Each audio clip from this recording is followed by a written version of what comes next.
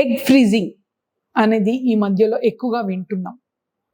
ఏంటి egg freezing అంటే? ఇక్కడ మీకు గమనిస్తే ఇది అండాశయంలో ఎగ్స్ ఉంటాయి అన్నమాట.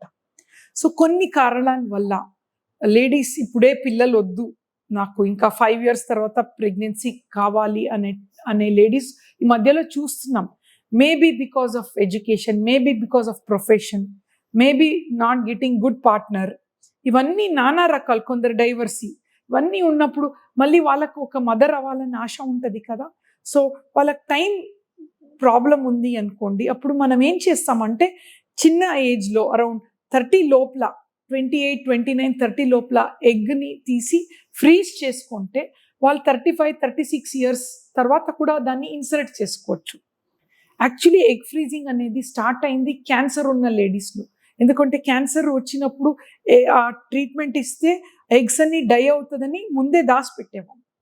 సో బట్ అదే టెక్నాలజీ ఇప్పుడు మనం వేరే రీజన్స్ కూడా వాడటం జరుగుతుంది.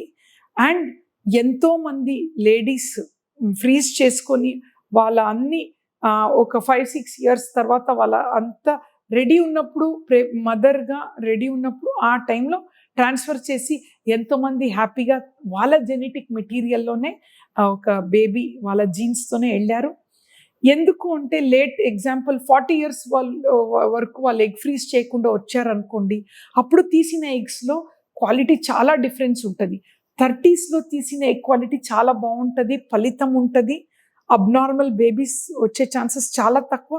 అదే 40 టైంలో ఐవీఎఫ్ చేసుకునేటప్పుడు ఆ ఎగ్ తీసిన క్వాలిటీ బాగుండదు, అండ్ పుట్టే బేబీ కూడా డౌన్ సిండ్రోమ్ ఇవన్నీ రిస్క్ ఉంటుంది అన్నమాట.